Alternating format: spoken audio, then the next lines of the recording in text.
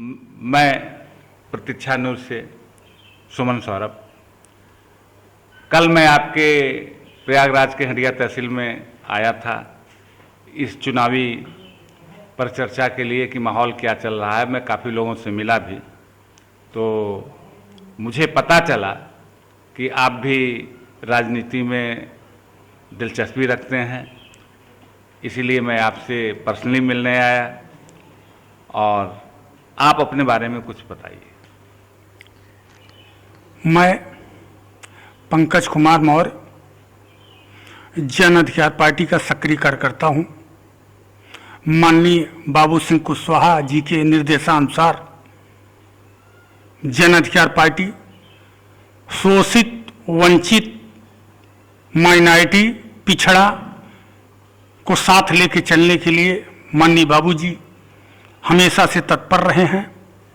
और मैं चाहूँगा आप लोग भी सक्रियता निभाते हुए 2022 के चुनाव में साथ में आए और पार्टी के रीति नीति से वाकिफ हों। हाँ, तो ये तो आपने पार्टी विशेष की बात की, तो आपसे मैं ये जानना चाहता हूँ कि आपके पार्टी का एजेंडा क्या है? हमारे पार्टी का एजेंडा है माननीय बाबूजी के निर्देशानुसार जितने भी शोषित वंचित समाज हैं सबको हिस्सेदारी देना, शिक्षा, बेरोजगारी को दूर करना, शिक्षा पे सबको एक बराबर, चाहे राष्ट्रपति का बेटा हो चाहे गरीब किसान का बेटा हो, शिक्षा एक समान हो। हमारे बाबूजी का यही नारा है। बाकी हर पार्टी अपनी अपनी बात रख रही है। मैं ये जानना चाहता था कि जो ये वर्तमान योगी सरकार है, लगभग इनका कार्यकाल 5 साल का पूरा होने जा रहा है, तो इनका कार्यकाल कैसा रहा, कुछ इस बारे में टिप्पणी करेंगे आप? मैं तो योगी जी के बारे में कुछ बहुत ज़्यादा तो नहीं कहूँगा, वर्तमान सरकार है, लेकिन 2 चीज़ बहुत विशेष रूप से मैं ध्यान लोगों का आकर्षित इस पे करवाना चाहूँगा। सबसे पहला चीज़ कुंभ मेला हुआ, इन्होंने अरबों का घोटाला उसमें किया। उसके बाद पाइप का बीच में मामला आया जिसके मंत्री हैं महेंद्र सिंह, 30,000 करोड़ रुपए का घोटाला इन्होंने करवाया। और इनमें गुंडा राज, टोटल जितने भी थाने हैं, टोटल एक जात विशेष के लोगों को उन्होंने रखा। और ज़्यादातर आज भी समय के हिसाब से एक जात विशेष की पार्टियां रह गई हैं। और मोदी जी का हाल आप देख ही रहे हैं कि जितनी संपत्तियां हैं वो भी बेचने के कगार पे बराबर लगे हुए हैं। 100 करोड़ का ये खुला लाल किले से एजेंडा देते हैं और 6,000 करोड़ के लिए संपत्तियां बेचते हैं। तो बताइए बेरोजगारों के लिए क्या करेंगे? कुछ भी नहीं कर पाएंगे। अब आप इसको देख रहे हैं। हाँ, आप ग्रामीण क्षेत्र से जुड़े हुए हैं, तो एक मुद्दा हमारे यहाँ करीब 8-9 महीने से चल रहा है, किसानों का मुद्दा। किसान इसे 3 काले कानून कहते हैं।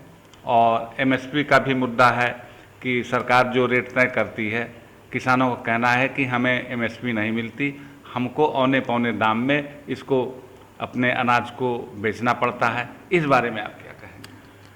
सबसे पहले जो तीनों काले कानून लागू किए गए हैं वह गरीब और किसानों के लिए नहीं है, वो पूरे भारतवर्ष के लिए नहीं है। सबसे पहली चीज, हम माननीय राकेश टिकैत जी का, अपने जन अधिकार पार्टी, हमारे बाबूजी की तरफ से उनका समर्थन है। हम किसानों के साथ हैं, आगे भी किसानों के साथ हम लड़ाई लड़ते रहेंगे। और दूसरी चीज एमएसपी की बात है।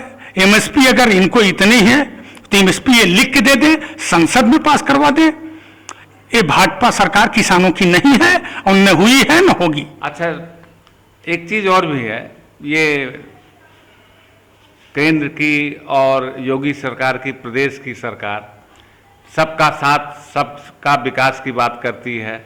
ये कहते हैं कि हम 80,000 करोड़ लोगों को मुफ्त अनाज दे रहे हैं, और लेकिन महंगाई काफ़ी बढ़ गई है। पेट्रोल डीजल के दाम बहुत बढ़ गए हैं।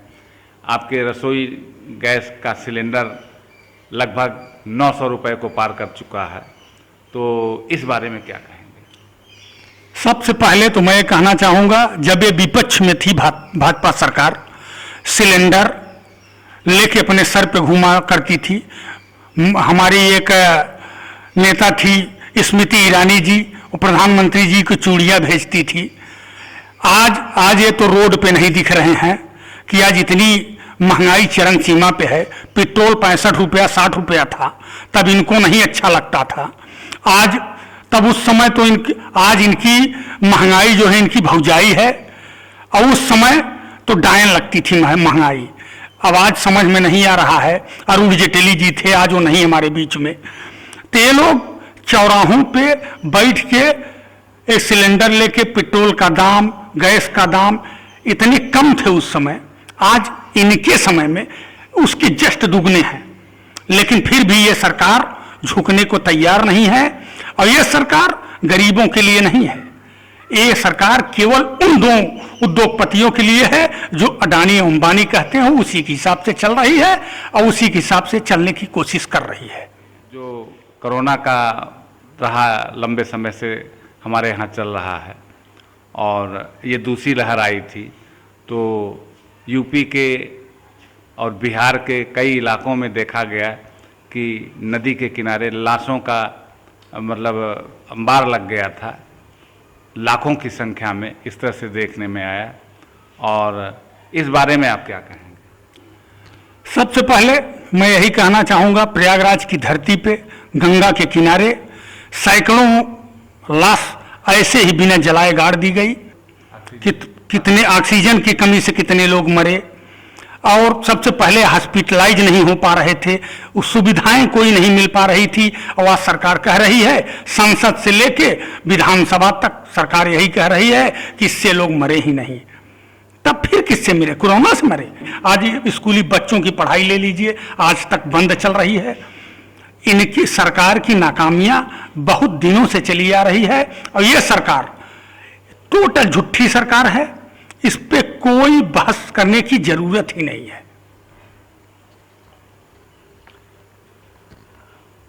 प्रदेश में एक और मुद्दा छाया हुआ है, खासकर भाजपा ने हमेशा इस मुद्दे को भुनाया है। सुप्रीम कोर्ट से जजमेंट आया और अब राम मंदिर बनाने की तैयारी चल रही है, और भाजपा लोगों में इसको जोर शोर से प्रसारित कर रही है कि राम मंदिर का निर्माण होने जा रहा है भव्य तरीके से, और सारी बातें।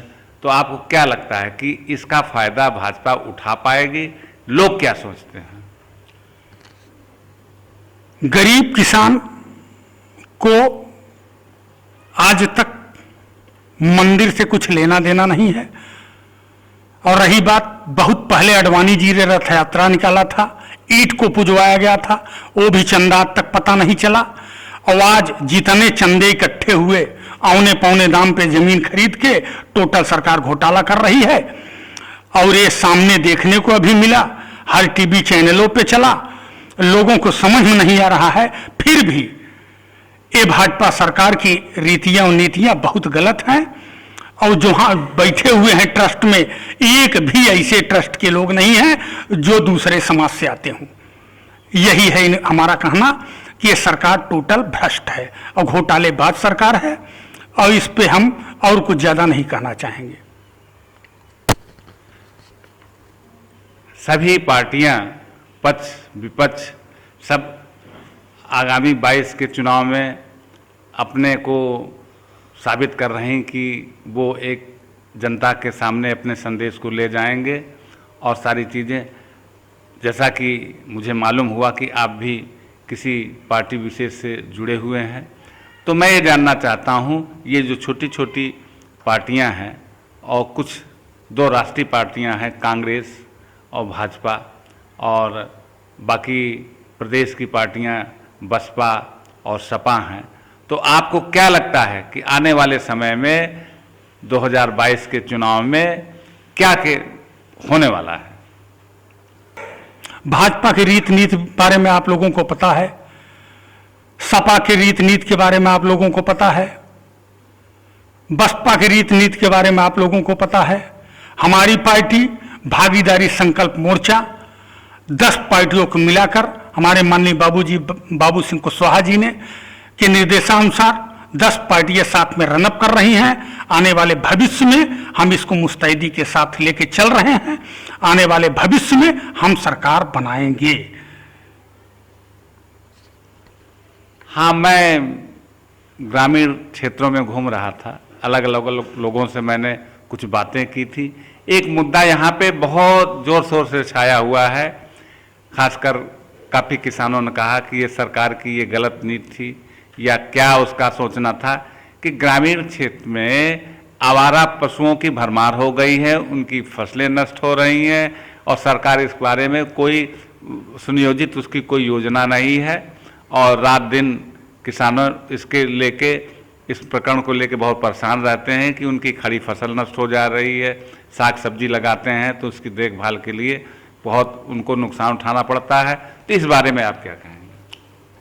सबसे पहले तो महंत योगी जी को यह सोचना चाहिए, इसके पूर्ववर्ती सरकारें कभी ऐसा काम नहीं किया कि सांडों को आवारा छोड़ा।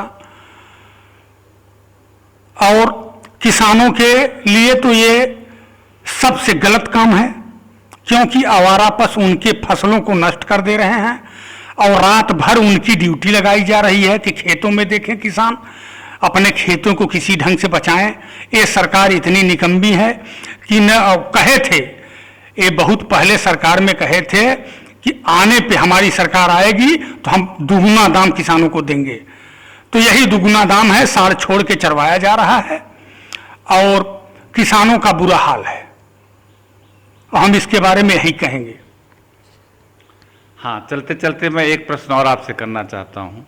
जैसा कि आपने अपना परिचय दिया कि आप पंकज कुमार मौर्य हैं, तो मौर्य जी, मैं आपसे ये जानना चाहता था कि वर्तमान सरकार में आपके डिप्टी सीएम केशव प्रसाद मौर्य जी हैं और कैबिनेट मंत्री स्वामी प्रसाद मौर्य जी हैं, तो जो आपके समाज से ही जुड़े हुए हैं, तो उनके कार्यकलाप के बारे में और क्या उन्होंने समाज के लिए कुछ किया या करना चाहिए था, क्या इस बारे में मैं आपसे 2 टूक सवाल पूछ रहा हूं।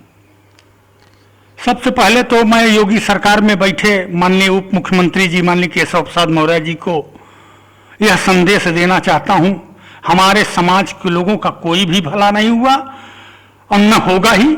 दूसरी चीज, माननीय कैबिनेट मंत्री माननीय स्वामी प्रसाद मौर्य जी हैं, उन्होंने भी भाजपा सरकार में रह के गरीबों, किसानों, मजदूरों और खासकर अपने समाज को इन्होंने कुछ नहीं दे पाए।